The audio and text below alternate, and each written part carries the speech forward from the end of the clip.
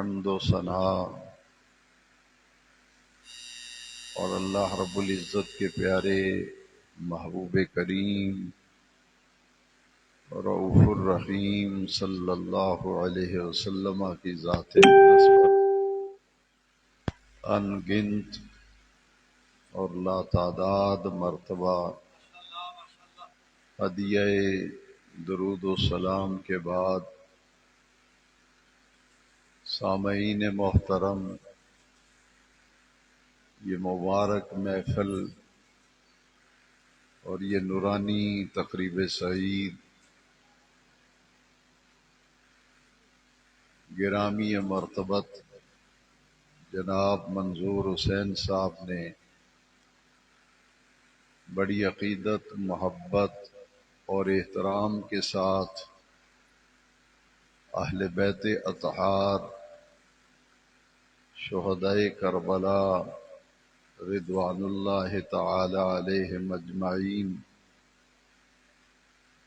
اور بالخصوص نواسہ سید الابرار امام عالی مرتبت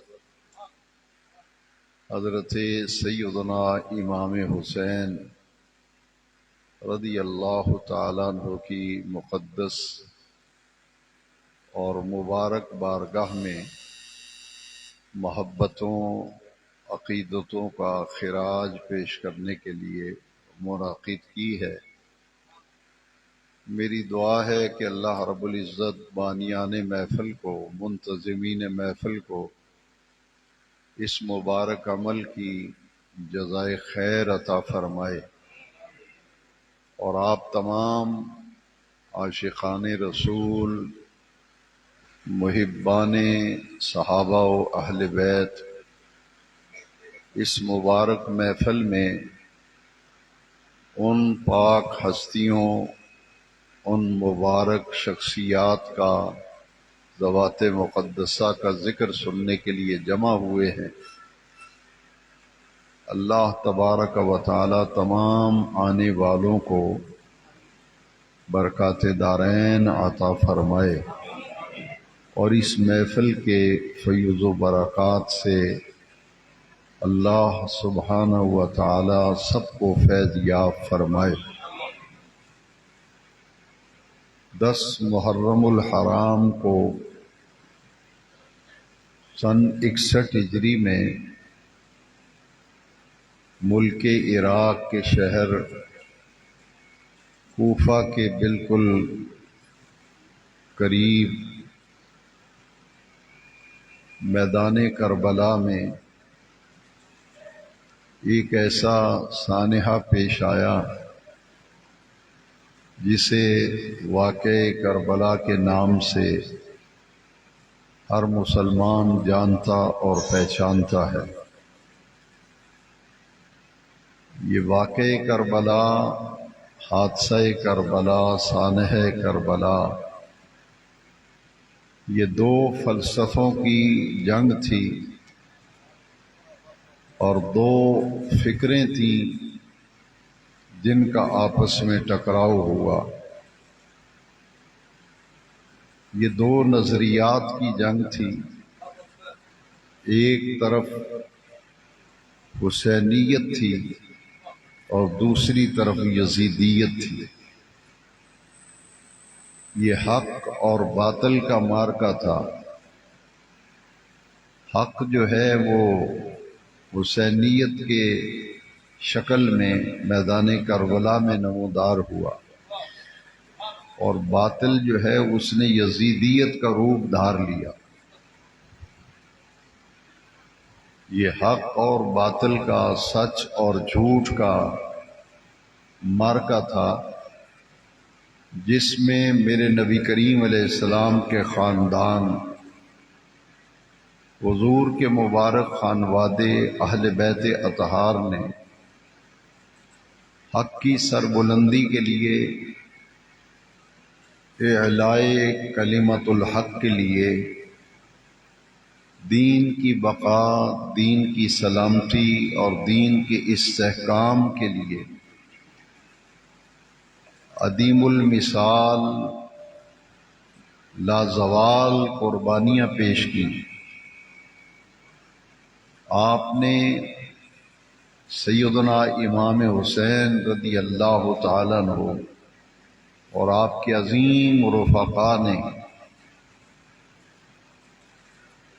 اپنی جانوں کا بھی نذرانہ پیش کر دیا، اور جو کچھ ممکن تھا دین کو بچانے کے لیے آپ نے عظیم قربانیاں پیش کی، یہاں تک کہ 6 ماہ کے چھوٹے سے شہزادے کی قربانی پیش کی۔ 18 سال کا کڑیل جوان بیٹا، جنہیں تاریخ میں سیدنا علی اکبر کے نام سے ذکر کیا گیا، 6 ماہ کے چھوٹے سے خانوادہ نبوت کی ایک کلی جسے سیدنا علی اصغر کے نام سے ذکر کیا گیا، ان شہزادوں کی قربانیاں ہوئیں۔ سیدنا امام حسن مجتبی رضی اللہ تعالیٰ عنہ کے جوان سال بیٹے حضرت قاسم، وہ بھی کربلا میں انہوں نے بھی اپنی جان کا نذرانہ پیش کیا۔ سیدنا امام حسین رضی اللہ تعالیٰ عنہ کے برادران اقدس، وہ بھی اپنی جانوں کا نذرانہ پیش کرتے ہیں، جنہیں تاریخ میں حضرت غازی عباس کے نام سے ذکر کیا گیا۔ ان کی شہادت بڑی دردناک شہادت ہے۔ یہ ساری شہادتیں دراصل دین کی سلامتی، دین کی بقا کے لیے قربانیاں تھیں کہ انہوں نے گھر کا گھر سپرد خدا کر دیا، گھر کا گھر قربان کر دیا، لیکن اپنے نانا جان کی شریعت مطہرہ کو اور نانا جان کے دین کو ہمیشہ ہمیشہ کے لیے زندہ و جاوید کر دیا، اور ان قربانیوں کے بدولت دین کو استحکام ملا، دین کو بقا ملی، دین کو سلامتی ملی۔ پورے واقعے کربلا اور اس سانحہ کربلا، حادثہ کربلا کو اگر کوئی جاننا چاہے اور حقائق کربلا کو پہچاننا چاہے تو میں نہایت ذمہ داری سے علی وجہ البصیرت بڑے درد دل سے یہ عرض کروں گا کہ خواجہ خواجگان عطائے رسول فی الہند حضور غریب نواز خواجہ معین الدین حسن چشتی اجمیری سنجری رضی اللہ تعالیٰ عنہ نے پوری کربلا کی تاریخ کو اور پورے کربلا کے واقعے کو اپنی ایک رباعی کے اندر اس کی ساری حقیقت بیان کر دی، یہاں تک کہ اگر کوئی یہ سمجھنا چاہے کہ یہ کربلا میں کیوں شہادتیں ہوئیں، قربانیاں کیوں دی گئی، یہ جنگ کیوں ہوئی، یہ مارکا کیوں ہوا، اس کا مقصد کیا تھا، اور اس مارکے کا، اس حادثے کا، اس جنگ کا نتیجہ کیا نکلا، ان قربانیوں کا کیا نتیجہ نکلا، یہ ساری باتیں، ان کا جواب حضرت خواجہ معین الدین اجمیری رضی اللہ عنہ نے اپنے کلام کے اندر ان ساری باتوں کا جواب دے دیا۔ صرف ایک رباعی ہے، اور رباعی یہ 4 اشعار پر مشتمل ہے، اور اس میں دیکھیے کس خوبصورتی کے ساتھ، کس جامع انداز میں، کس حکمت بھرے انداز میں پورے واقعے کربلا کو بیان کر دیا، اور یہ بھی بتا دیا کہ حق پر کون تھا، باطل پہ کون تھا، اور اس جنگ کا مقصد کیا تھا، نتیجہ کیا نکلا۔ حضرت خواجہ غریب نواز فرماتے ہیں، شاہ است حسین بادشاہ است حسین، دین است حسین دین پناہ است حسین، سرداد نہ داد دست در دست یزید، حقا کے بنائے لا الہ است حسین۔ یہ اس ربائی کا جو آخری دو شعر ہیں، اس میں واقعہ کیوں پیش آیا اور قربانیاں کیوں دی گئیں، اس کا نتیجہ کیا نکلا۔ فرماتے ہیں کہ یزید کی طرف سے سن 60 ہجری میں یزید اقتدار میں آیا تھا ذی الحج کے مہینے میں، اور سن 60 ہجری میں اقتدار میں آنے کے بعد اس نے حضرت سیدنا امام حسین رضی اللہ تعالیٰ عنہ سے بیعت کا مطالبہ کیا تھا کہ آپ میری حکومت کی تائید کریں، میری حکمرانی کو مان لیں۔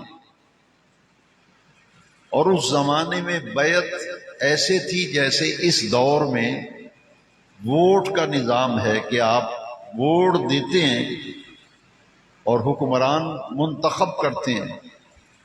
اس دور میں بیعت ہوتی تھی کہ جو حکمران ہوتا تھا، اقتدار میں آتا تھا، اس کے ہاتھ پہ بیعت کی جاتی تھی کہ ہم اس کی حکومت کی تائید کرتے ہیں، اس کے اقتدار کی تائید کرتے ہیں۔ اور یزید جو تھا اس نے سن 60 ہجری ذی الحجہ کے مہینے میں اقتدار میں آتے ہی نبی کریم صلی اللہ علیہ وسلم کے دین کے معاملات میں ایسی گڑبڑ پیدا کی کہ اس نے آتے ہی نماز کی پابندی کو ختم کر دیا کہ نماز دین کا اہم ترین ستون ہے، اور ایک مسلمان پر ایک دن میں 5 مرتبہ نماز فرض کی گئی، اور ہر صاحب ایمان نماز کا پابند ہے، کیونکہ بخاری شریف کی حدیث کے مطابق مومن اور کافر کے درمیان، ایمان اور کفر کے درمیان فرق کرنے والا عمل جو ہے وہ نماز ہے۔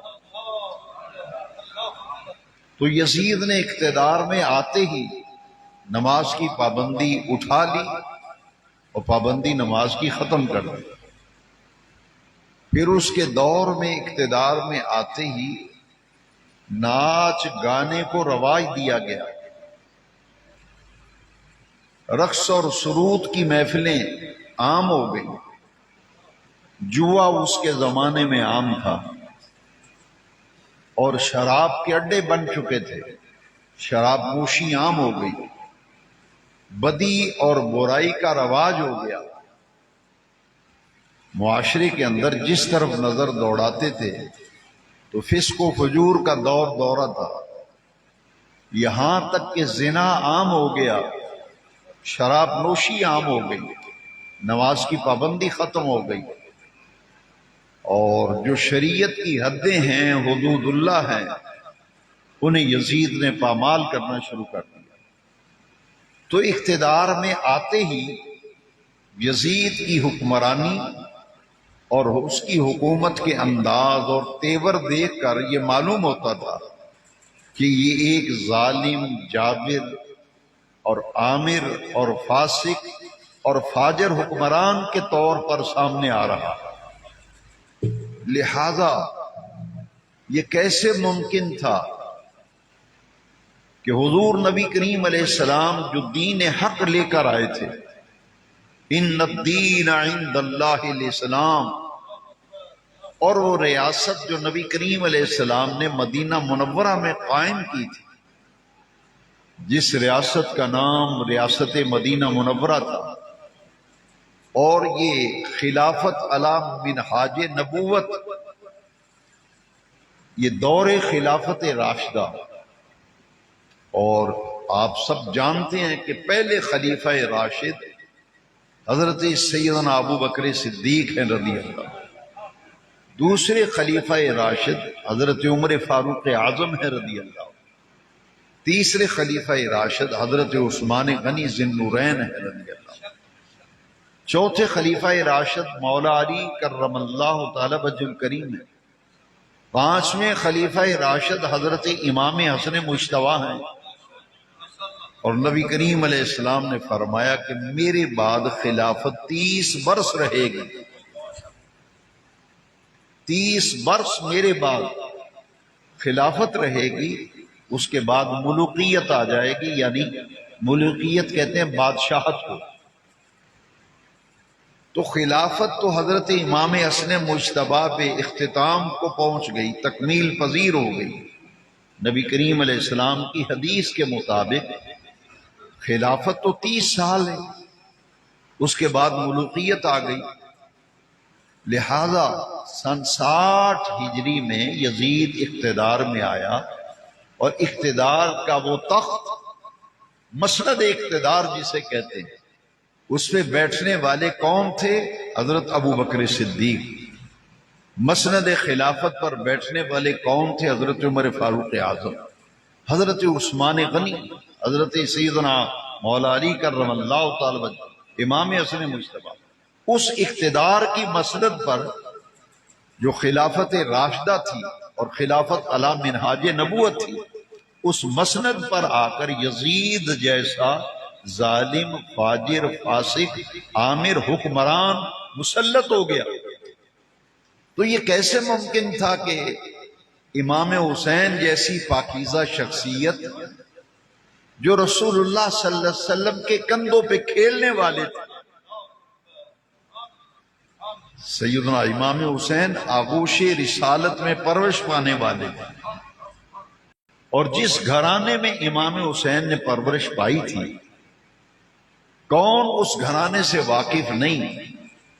یہ تو مسلمان کے ایک بچے کو بھی معلوم ہے کہ حسنین کریمین کی اماں جان سیدۃ النساء الجنہ، خاتون جنت، سیدہ عالم، سیدۃ النساء الجنہ، حضرت سیدہ فاطمہ الزہرا سلام اللہ علیہ، جن کے بارے میں نبی کریم علیہ السلام نے فرمایا میری یہ بیٹی زہرا، میری یہ بیٹی فاطمہ جنت کی تمام عورتوں کی سردار ہے۔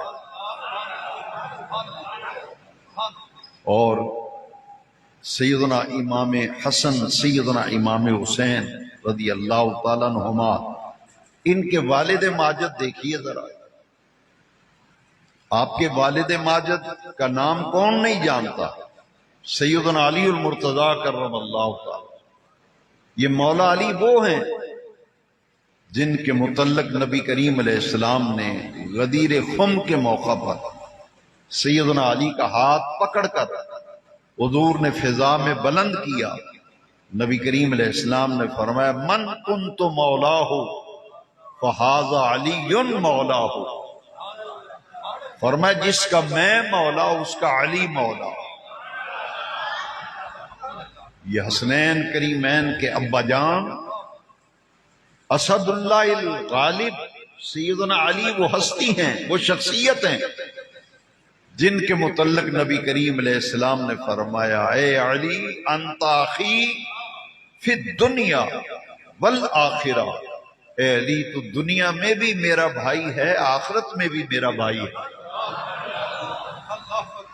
یہ سیدنا حیدر کرار اسد اللہ المرتضیٰ، جن کے متعلق میرے آقا نے فرمایا انا مدینۃ العلم وعلی بابھا، کہ میں علم کا شہر ہوں اور علی اس کا دروازہ ہے۔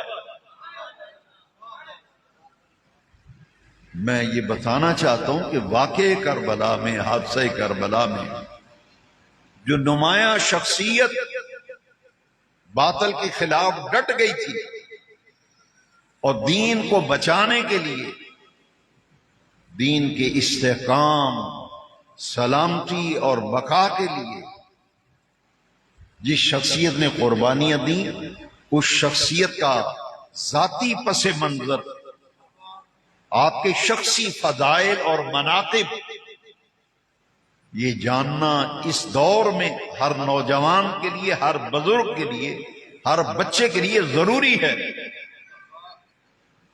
کہ جن کے مقابلے میں یزید آیا، اس ہستی کا تعارف، ان کی پہچان،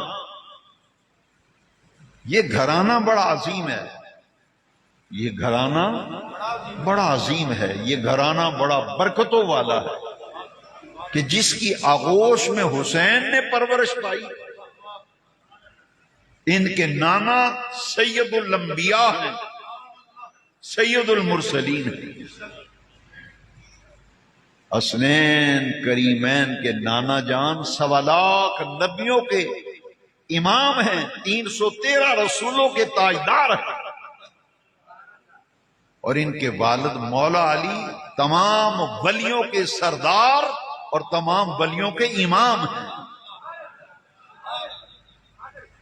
تمام ولیوں کے تاجدار ولایت، امام الاولیاء مولا علی ہے کرم اللہ۔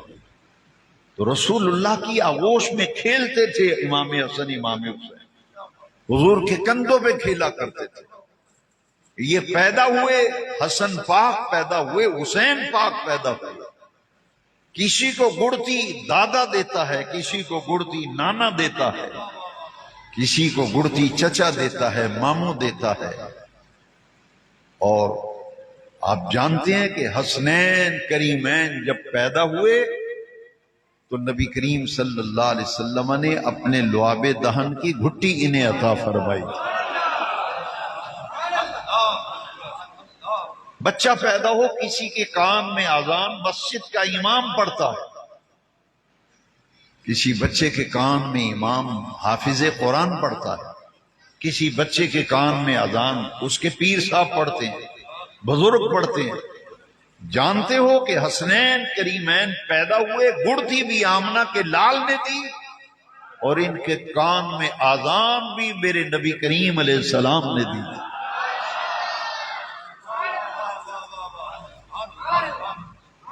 بچہ پیدا ہو، کسی کا نام پھپھو رکھتی ہے، ماسی خالہ نام رکھتی ہے، ماموں نام رکھتا ہے، نان کے دانت کے نام رکھتے ہیں۔ میرے مولا علی کے شہزادے حسن پاک، حسین پاک، کعبے کے رب کی قسم ان کا نام آمنہ کے لال نے فاطمہ الزہرا سلام اللہ علیہا کیا۔ لخت جگر پیدا ہوا، حضور نے نام رکھا حسن۔ پھر بیٹا پیدا ہوا، سرکار نے نام رکھا حسین۔ ان کے نام حضور نے رکھے، حضور کے کندھوں پہ کھیلتے ہیں، حضور نماز پڑھتے ہیں اور حسنین نماز کی حالت میں حضور کے اوپر بیٹھ جاتے ہیں۔ حضور خطبہ ارشاد فرماتے ہیں، اور حسن و حسین جب صفوں کی طرف آگے بڑھ رہے تھے، نبی کریم علیہ السلام نے خطبہ چھوڑ دیا تھا، حضور ممبر سے نیچے اتر آئے تھے، اور آپ نیچے اتر کر آپ نے صفوں کو کراس کیا، امام حسن مجتبیٰ کو اٹھایا، پھر امام حسین شہید کربلا کو اٹھایا، حضور اٹھا کے لے آئے، اور دونوں صاحبزادوں کو ممبر پہ حضور نے بٹھا دیا، ایک طرف حسن مجتبیٰ کو، ایک طرف حسین شہید کربلا، بٹھا کر پھر نبی نور و رحمت نے پھر خطبہ ارشاد فرمایا۔ جن کے لیے سجدہ طویل کیا، جن کے لیے خطبہ چھوڑا، جن کو کندھوں پہ اٹھا کے مدینہ منورہ کی گلیوں میں حضور لے کے چلتے تھے، یہ حضور کی آغوش میں پرورش پائی، جس ماں کا دودھ پیا ہے۔ بھئی آپ تو جانتے ہیں کہ دودھ کی تاثیر ہوا کرتی ہے، وہ کتنی مقدس ماں ہوگی جو جنت کی تمام عورتوں کی سردار ہوگی۔ حسنین کریمین کو اس ماں کی آغوش تربیت حاصل ہوئی تھی۔ مولا علی والد ہیں، زہرا پاک اماں جان ہیں، اور یہ حسنین کریمین کے متعلق کبھی نہ بھولیے، کبھی نہ بھولیے، نبی نور و رحمت صلی اللہ علیہ وسلم نے فرمایا، الحسن والحسین سیدا شباب اہل الجنہ۔ میرے آقا نے فرمایا حسن بھی جنت کے جوانوں کا سردار ہے، حسین بھی جنت کے جوانوں کا سردار ہے۔ یہ جنت کے جوانوں کے سردار ہیں۔ اور امام حسن مجتبیٰ تو وہ ہیں کہ جن کو نبی کریم علیہ السلام نے فرمایا میرا یہ بیٹا سردار ہے۔ امام حسن پاک کے لیے نبی پاک نے فرمایا ابنی ہاذا سیدن، میرا یہ بیٹا سردار ہے، اور اس کے ذریعے سے اللہ تبارک و تعالی مسلمانوں کے دو گروہوں کے درمیان صلح کرائے گا۔ اور امام حسین رضی اللہ تعالیٰ عنہ وہ عظیم شخصیت ہیں جن کے متعلق حضور کی یہ حدیث ہر محب اہل بیت، ہر محب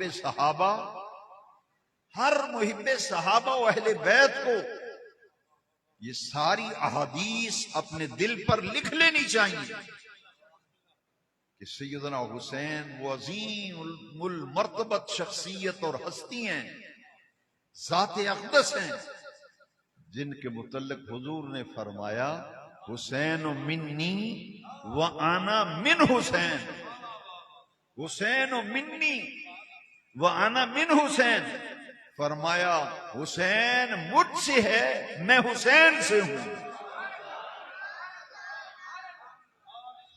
حسین مجھ سے ہے میں حسین سے ہوں۔ یہ شخصی فضائل امام علی بقا۔ جس وقت نبی کریم علیہ السلام نے دنیا سے پردہ فرمایا، سن 11 ہجری میں حضور کا وصال ہوا ہے، نبی پاک صلی اللہ علیہ وسلم سن 11 ہجری میں جب حضور کا وصال ہوا تو امام حسین رضی اللہ عنہ کی عمر مبارک کتنی تھی؟ 7 سال۔ کتنی؟ سارے بولے کتنی؟ صرف 7 سال عمر تھی۔ امام حسین پاکی جب ان کے نانا جان نبی اکرم نور مجسم رحمت کائنات ناطق وحی رسول الثقلین آپ کا جب وصال اقدس ہوا تو میرے حسین پاک کی عمر مبارک 7 برس کے قریب تھی، اور جب حضور کا وصال ہو گیا تو 50 برس بعد، 50 سال کے بعد میرے نبی کریم علیہ السلام کے دنیا سے پردہ فرمانے کے ٹھیک 50 سال بعد سن 61 ہجری میں عراق کے قریب کوفہ کے نواح میں میدان کربلا میں 57 برس کی عمر میں امام حسین شہید کیے گئے۔ 57 سال عمر تھی ٹوٹل میرے حسین پاک کی جب کربلا میں شہید ہوئے۔ آپ اندازہ فرمائیں کہ نبی کریم رؤوف الرحیم صلی اللہ علیہ وسلم کے یہ نواسے سیدنا امام حسین رضی اللہ عنہ، آپ کے شخصی فضائل میں عرض کر رہا ہوں، ان میں ایک خاص بات یہ ہے دنیا میں لوگ شہید ہوتے رہے، شہید ہوتے ہیں اور قیامت تک شہید ہوتے رہیں گے لوگ، لیکن سانگلہ ہل والوں یہ بات یاد رکھنا، سیدنا امام حسین وہ عظیم المرتبت شخصیت ہیں، ذات گرامی ہیں، ہستی اقدس ہیں، جن کو زبان رسالت سے شہید ہونے کا لقب عطا کیا، جس کی شہادت کی خبر نبی کریم دیں، جن کی شہادت کی خبر نبی کریم علیہ السلام دیں، جن کو شہادت کا لقب اور ٹائٹل بارگاہ مصطفیٰ سے ملے، ان کے مقابلے میں آنے والے یزید کی لوگ طرفداری کرتے ہیں۔ بس اتنی بات ضرور کہوں گا، جس کے دور حکومت میں اور جس کے آرڈر سے، جس کے حکم سے سب کچھ ہوا، اس بدبخت کا نام یزید تھا، جس کے کہنے پہ، جس کے آرڈر پر، جس کے حکم پر خانوادہ نبوت کے ان نفوس قدسیہ کو کربلا میں ذبح کیا گیا، اور 72 افراد نے قافلہ کاروان اہل بیت، قافلہ اہل بیت کے 72 نفوس قدسیہ کربلا میں شہید ہوئے تھے۔ یزید نے یہ ظلم کرایا کربلا میں، اور یہ کن کے اوپر ظلم کیا گیا؟ جو وہ ہستی جن کو رسول کریم علیہ السلام نے اپنی زبان سے شہید ہونے کا لقب عطا کیا تھا، جس کو حضور شہید فرما دیں، جن کی شہادت کی خبر حضور دیں، جن کی شہادت کی اطلاع حضور دیں، سانگلہ ہل والوں بتاؤ کیا ان ہستی پاک کی شہادت میں کوئی شک اور شبہ ہو سکتا ہے؟ میرے آقا نے جو امام حسین کی شہادت کی خبر دی نا، اس خبر میں میرے آقا نے سب کچھ بتا دیا۔ حضرت امام حسین کھیلتے کھیلتے آئے، حضور کی گود میں آ کے بیٹھ گئے۔ جب گود میں بیٹھے تو نبی کریم علیہ السلام کی چشمان مبارک سے آنسو گرنے لگے۔ حضور آپ دیدہ ہو گئے۔ آنسو جب گر رہے تھے تو نبی کریم علیہ السلام کی چچی صاحبہ حضرت ام فضل، جو حضور کے چچا سیدنا حضرت عباس کی اہلیہ ہیں، حضرت عبداللہ بن عباس کی والدہ ماجدہ، حضرت ام فضل رضی اللہ عنہا حضور سے ملنے کے لیے آئی تو دیکھا کہ حسین تو گود میں ہیں، مگر رسول معظم صلی اللہ علیہ وسلم آپ دیدہ ہیں۔ تو حضور کی چچی صاحبہ پوچھتی ہیں، ما لکا یا رسول اللہ صلی اللہ علیہ وسلم، حضور آپ پریشان کیوں ہیں، مغموم کیوں ہیں، اور پھر آنکھوں میں آنسو بھی میں دیکھ رہی ہوں، حضور یہ ماجرا کیا ہے، معاملہ کیا ہے؟ سانگلہ والوں ذرا حدیث شریف غور سے سننا۔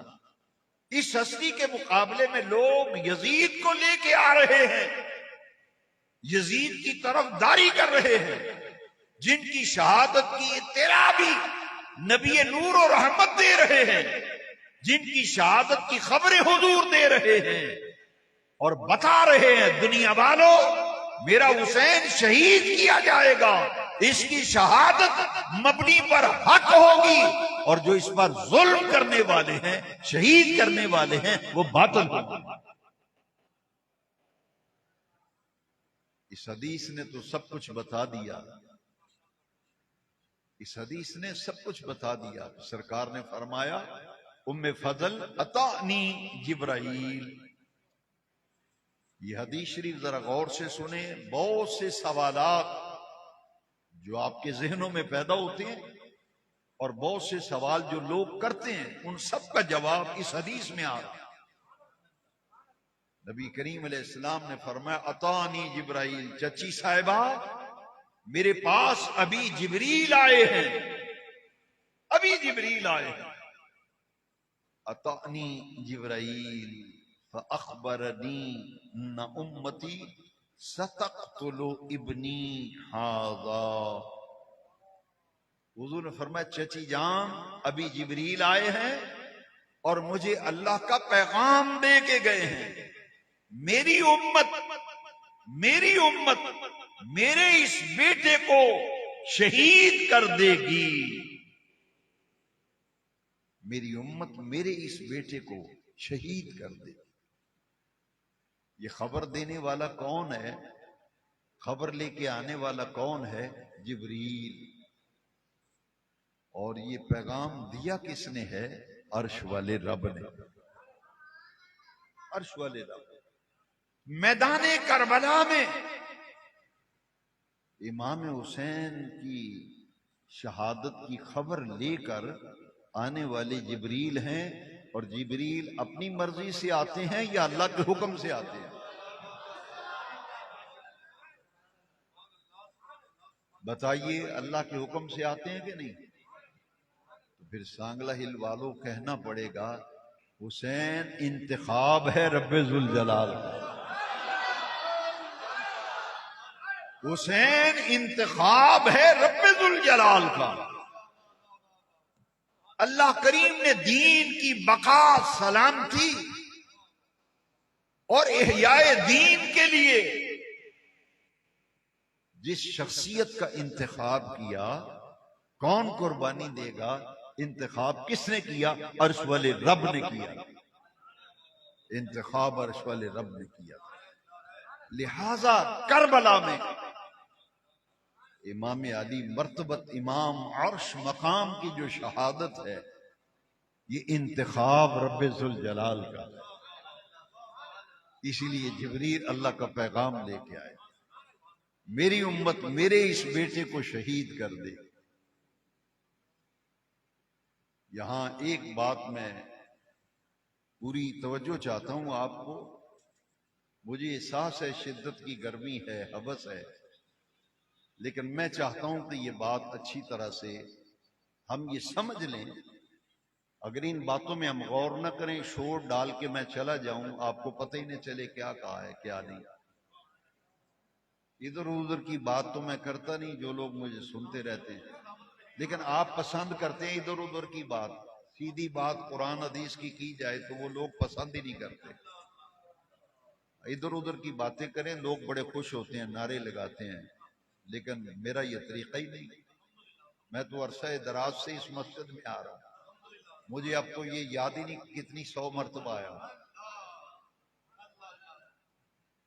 لیکن یہ نقطہ سمجھنے والا ہے، حسین رب کا انتخاب ہے. کیونکہ لوگ یزید کی حمایت میں زبانیں کھل گئی،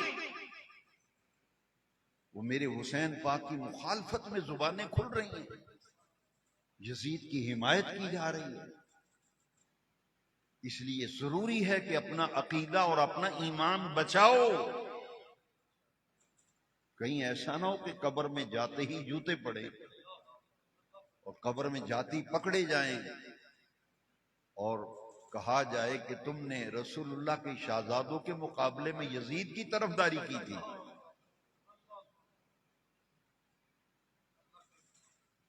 یہ رب کا انتخاب ہے حسین، رب کا انتخاب.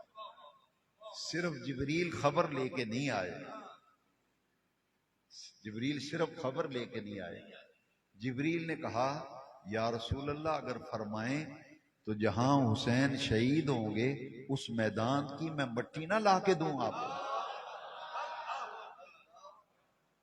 اس میدان کی. حضور اگر آپ پسند فرمائیں، آپ اجازت دیں، آپ چاہیں تو میں مقتل حسین کی خاک اٹھا کے نہ لے آؤں، میں مٹی لے کے آتا ہوں.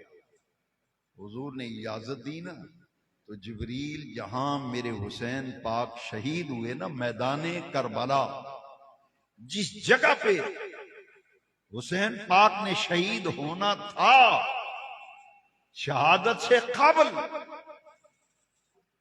جبریل امین مقتل حسین کی مٹی، خاک کربلا، اور وہ مٹی سرخ رنگ کی تھی، وہ لا کر کے سرکار کو پیش کر دی. مٹی حضور کو دی اور کہا یا رسول اللہ یہ اس میدان کی مٹی ہے، یہ اس جگہ کی مٹی اور خاک ہے جہاں آپ کا بیٹا حسین شہید کیا جائے گا. میں نے وہاں کی مٹی اٹھا کے آپ کی خدمت میں پیش کر دی. شہادت کی خبر بھی دی اور کربلا کی مٹی اٹھا کے حضور کو پیش کی. اب جب وہ مقتل حسین، میدان کربلا کی خاک جبریل نے حضور کی خدمت میں پیش کی، میرے آقا نے حضرت ام سلمہ کو بلایا اور ام سلمہ کو بلا کر میرے آقا نے کربلا کی مٹی دے دی. مٹی کن کو دی؟ حضرت ام سلمہ ام المومنین، حضور کی زوجہ مکرمہ، حضور کی اہلیہ محترمہ. بھئی حضور کی ازواج مطہرات تو 11 ہیں، 11 ازواج مطہرات، لیکن حضور نے کربلا کی مٹی دی تو ام سلمہ کو دی. حضور جانتے تھے جب میدان کربلا سجے گا، میرا حسین شہید ہوگا، باقی تمام ازواج کا انتقال ہو چکا ہوگا، ام سلمہ اس وقت حیات ہوگی۔ اس لیے میرے آقا نے خاک کربلا ام سلمہ کو دی، اور مٹی دے کے میرے آقا نے فرمایا کیا؟ اے نوجوانان ملت اسلامیہ، ذرا توجہ سے سننا۔ نبی نور و رحمت حضور خاتم النبیین آخر الانبیاء میرے آقا نے فرمایا، اے ام سلمہ، یہ کربلا کی مٹی سنبھال کے رکھ لے۔ اذا تحولت هذه التربة دما فاعلمی ان ابنی الحسین قد قتل۔ اے ام سلمہ، یہ مٹی سنبھال کے رکھ، یہ خاک کربلا محفوظ کر لے۔ جس دن یہ مٹی خون کے اندر تبدیل ہو جائے تو سمجھ لینا میرا بیٹا حسین شہید ہو گیا ہے۔ یہ مٹی حضور نے ام سلمہ کو دی رضی اللہ، فرمایا جس دن یہ خون میں تبدیل ہو جائے سمجھ لینا حسین شہید ہو گئے۔ مٹی تو دی ام سلمہ کو، انہوں نے کیا کیا؟ نوجوانوں، بزرگوں، عزیز بچوں، ذرا غور فرماؤ۔ وہ مٹی حضرت ام سلمہ نے ایک بڑی اچھی سی شیشی لی، اس میں کربلا کی مٹی ڈالی، وہ خاک کربلا ایک شیشی میں ڈال لی، ڈھکن کو مضبوطی سے بند کر دیا، اوپر غلاف چڑھا دیا۔ پرانے زمانے کی مائیاں جب سرما بناتی تھی نا تو شیشی میں ڈال کے ایک کپڑے کی پوٹلی بنا کر اس میں سرمے کو محفوظ کرتا۔ میں نے کتابوں میں پڑھا ہے کہ خاک کربلا شیشی میں ڈال کر ایک کپڑے کی گتھلی بنائی اور اس میں محفوظ کر دیا، وہ مٹی سنبھال لی۔ جب 61 ہجری کو امام علی وقار سخی حسین لجپال سید الشہداء کربلا نواسہ سید الابرار جگر گوشائے بطول راقب دوش مصطفیٰ شہزادہ گل کو کلا سیدنا امام حسین رضی اللہ عنہ کربلا میں شہید ہوئے نا۔ جب شہید ہوئے تو اسی لمحے مدینہ منورہ میں ام سلمہ نے خواب دیکھا، کربلا میں شہادت ہو گئی، 72 نفوس قدسیہ شہید ہوئے، سب سے آخر میں امام علی مقام شہید ہوئے۔ ادھر شہادت کربلا میں ہوئی، ادھر مدینہ منورہ میں ام سلمہ دوپہر کے وقت خواب دیکھتی ہیں۔ جب شہادت ہوئی تو جمعے کا دن تھا، جمعے کا دن 10 محرم 61 ہجری دن جمعے کا ظہر کا وقت تھا، جمعے کی اذانیں ہو رہی تھیں، جمعے کے خطبے ہو رہے تھے، جمعے کی جماعتیں کھڑی تھیں۔ این اسی لمحے اسی وقت میرے امام علی مقام کو سجدے کی حالت میں اور رکوع کی حالت میں، سجدے کی حالت میں میرے امام ہیں، نماز ادا کی، نماز کی کیفیت، نماز کی حالت، رکوع میں میرے امام گئے، پھر سجدے میں گئے، اور این سجدے کے دوران میرے امام علی مقام کی گردن کاٹ کر شہید کیا گیا۔ این اسی لمحے ادھر کربلا میں حسین پاک جام شہادت نوش کرتے ہیں، اسی لمحے حضرت ام سلمہ خواب دیکھتی ہیں، اور خواب کیا دیکھا؟ جامع یہ مسلم شریف میں اور مشکات شریف میں باب و مناقب اہل بیت میں یہ حدیث شریف موجود ہے۔ ام سلمہ نے خواب دیکھا کہ نبی کریم علیہ السلام کی خواب میں زیارت ہوئی، دوپہر کا وقت تھا، زور کا وقت، خواب دیکھتی ہیں کہ نبی کریم علیہ السلام کی زیارت ہوئی۔ رأیت النبی صلی اللہ علیہ وسلم فی المنام ذات یوم نصف النہار علی رأسہ ولحیتہ التراب۔ فرماتی ہیں میں نے خواب میں نبی کریم کی زیارت کی اور آپ کے سر اقدس پر گیسوئے مبارک گرد آلود ہیں، گرد و غبار پڑا ہوا ہے حضور کے سر کے بالوں پر، داڑھی مبارک گرد آلود ہے، گرد و غبار حضور کی داڑھی پہ پڑا ہوا ہے، اور آقا کے جسم اثر پر تھکاوٹ کے آثار ہیں، یوں لگتا ہے جیسے حضور لمبے سفر سے آئے، چہرہ مغموم ہے، اور حضور نے ہاتھ میں ایک شیشی پکڑی ہوئی ہے جس کے اندر میں نے خواب میں دیکھا اس میں خون ہے، خواب میں دیکھا شیشی میں خون ہے۔ حضور کی یہ حالت دیکھی نا، سر اقدس کے بالوں پر گرد و غبار، داڑھی مبارک میں گرد و غبار، لباس پر گرد و غبار، چہرے پہ تھکاوٹ کے آثار، چہرہ مغموم، تو خواب میں حضور سے پوچھتی ہیں یا رسول اللہ میں یہ کیا دیکھ رہی ہوں، آپ کا یہ کیا حال ہوا ہے؟ ما لکا یا رسول اللہ، حضور گیسوئے مبارک گرد آلود، ریش مبارک گرد آلود، لباس اقدس گرد آلود، ہاتھ میں خون کی شیشی، آقا خیر تو ہے؟ میں خواب میں، فرماتی ہیں جب اس حال میں دیکھا تو میں نے خواب میں حضور سے پوچھا حضور یہ کیا حال بنا ہوا ہے آپ کا، یہ ماجرا کیا ہے، معاملہ کیا ہے؟ تو نبی کریم علیہ السلام نے خواب میں کیا فرمایا؟ فرمایا اے ام سلمہ، شہید تو قتل الحسین آنفا، شہید تو قتل الحسین آنفا، اٹھاؤ مسلم شریف، حدیث کی کتاب سیاستہ کی گواہی دے رہی ہے۔ میرے نبی پاک نے فرمایا ام سلمہ میرا حسین شہید ہو گیا، میرا حسین شہید ہو گیا، میرا حسین شہید ہو گیا، میں حسین کے مقتل سے آ رہا ہوں، جہاں میرا حسین شہید ہوا ہے میں اس میدان سے آ رہا ہوں۔ تو آقا یہ ہاتھ میں شیشی کیسی ہے؟ میرے آقا نے فرمایا دم الحسین و اصحابہ، فرمایا اے ام سلمہ صبح سے لے کر اب تک 72 شہداء کے خون میں شیشی کے اندر جمع کرتا رہا ہوں، فرمایا یہ حسین کا خون ہے اور ان 72 شہید ہونے والوں کا خون میں نے جمع کیا۔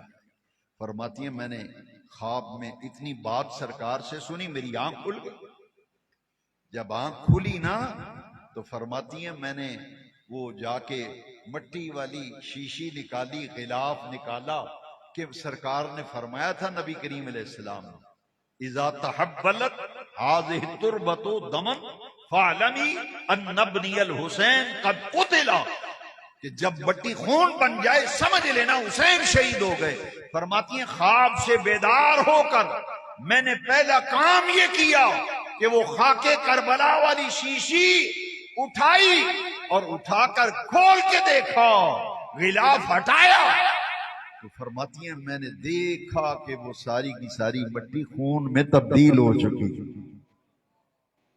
مٹی خون بن چکی تھی۔ حضرت ام سلمہ نے مدینہ منورہ میں چھت پہ چڑھ کے اعلان کیا اے اہل مدینہ، اے مدینہ والو، لگتا ہے حسین شہید ہو گئے، لگتا ہے حسین شہید ہو گئے۔ لوگوں نے پوچھا آپ کو کیسے پتا؟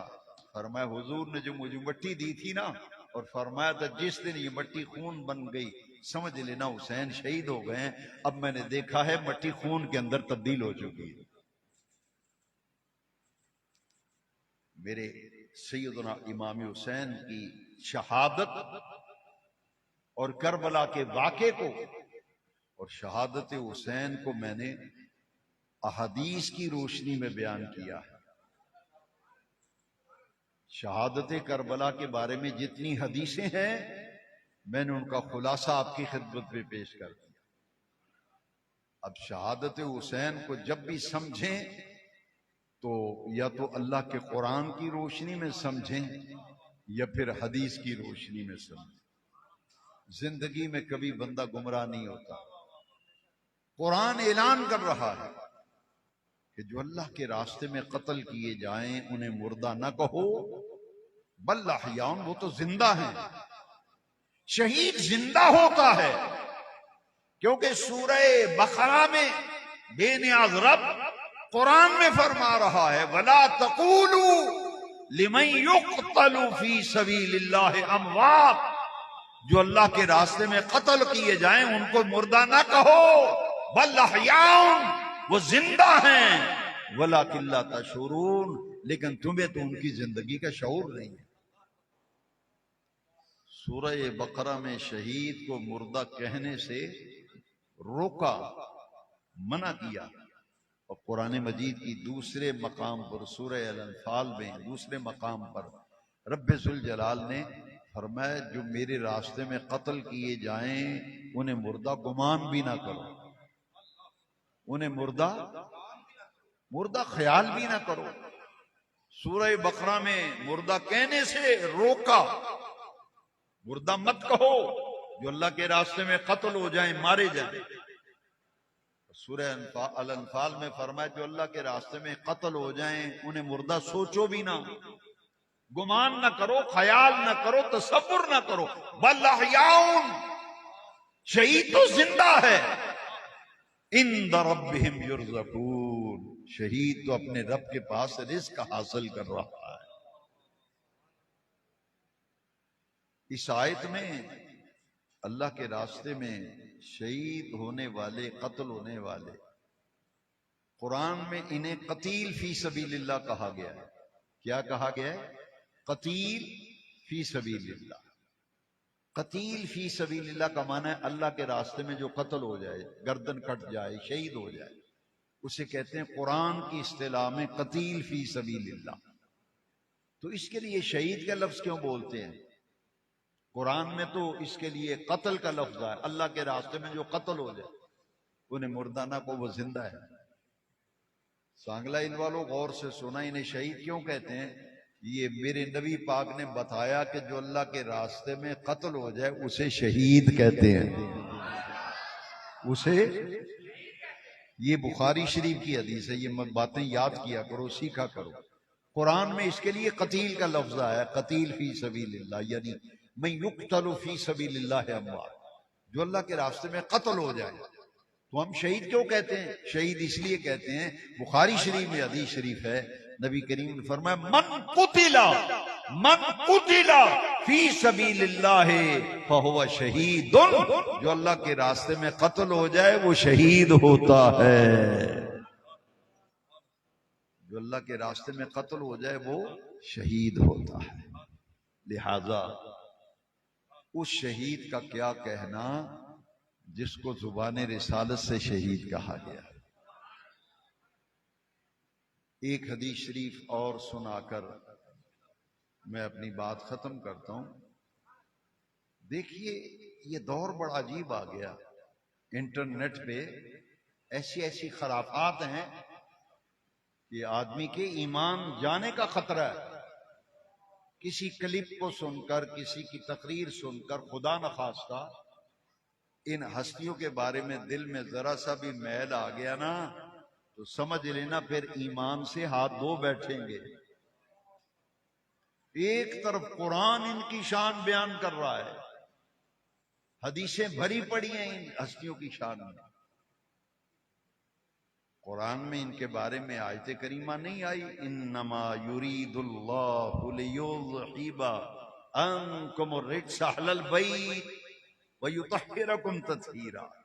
یہ گھرانہ ہے رسول اللہ کا، یہ اہل بیت ہیں، یہ اہل بیت ہیں رسول اللہ کا گھرانہ، اور یہ وہ عظیم گھرانہ ہے جن کے گھر بے اجازت جبرائیل بھی آتے نہیں، جن کے گھر جبرائیل بھی، جن کے گھر بے اجازت جبرائیل بھی آتے نہیں، قدر والے جانتے ہیں عز و شان اہل بیت۔ یہ حضور کا گھرانہ ہے اہل بیت، یہ بڑا عظیم گھرانہ ہے جس کی آغوش میں حسین نے پرورش پائی، اور جب تک یہ سورج چاند گردش کرتا رہے گا، جب تک سورج چاند گردش کرتا رہے گا، کائنات کا ذرہ ذرہ پکارتا رہے گا میرا سلام عقیدت ہو، میرا سلام عقیدت ہو، اس گھرانے کو حسین پال کر دیا جس نے زمانے میں، میرا سلام عقیدت ہو اس گھرانے کو حسین پال کر دیا جس نے، یہ گھرانہ بڑا عظیم ہے۔ ایمان سے بتاؤ، کسی کے بچے کو موٹر سائیکل لگ جائے تو آپ کے دل کو کوئی تکلیف نہیں ہوگی؟ کسی کے بچے کو خدا نخواستہ موٹر سائیکل لگے، ٹانگ ٹوٹ جائے، بچہ زخمی ہو جائے، ماں باپ کے دل پہ قیامت نہیں گزرتی؟ کچھ نہیں ہوتا؟ اذیت ہوتی یا نہیں؟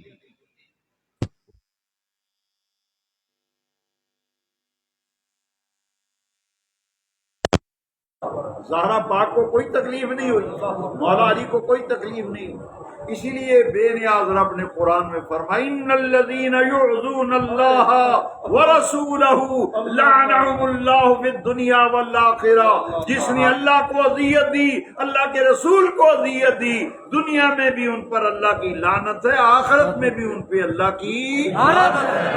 سبحان اللہ، یہ قرآن کی آیت ہے۔ جی جی کانگلہ والو، یہ قرآن کی آیت ہے، ان الذین یؤذون اللہ ورسولہ، ان الذین یؤذون اللہ ورسولہ لعنہم اللہ فی الدنیا والآخرہ۔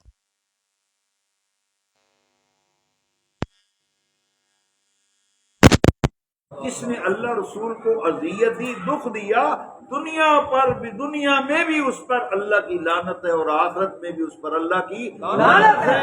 وَأَعَدَّ لَهُمْ عَذَابًا مُهِينًا، اور ان کے لیے بڑا دردناک عذاب ہے، ان کے لیے بڑا دردناک عذاب ہے۔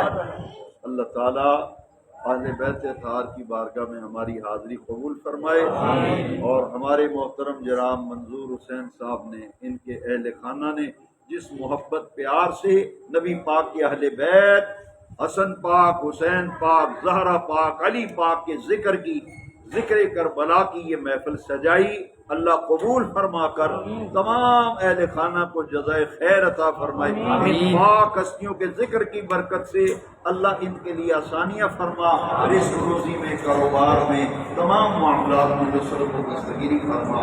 آپ جتنے اہل محبت محفل میں آئے ہیں، اللہ ان پاک ہستیوں کے ذکر کی برکت سے سب کی جائز دینی مرادیں اللہ پوری فرمائے۔ وآخر دعوانا